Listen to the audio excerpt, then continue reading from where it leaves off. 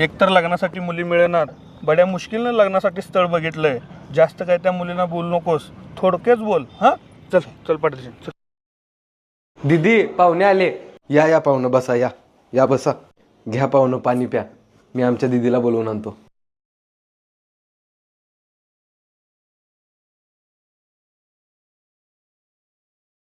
मुलीला काही प्रश्न विचारायचे असतील तर विचारा. तुमचं नाव सांगा की. सुनीता. शिक्षण किती झाले?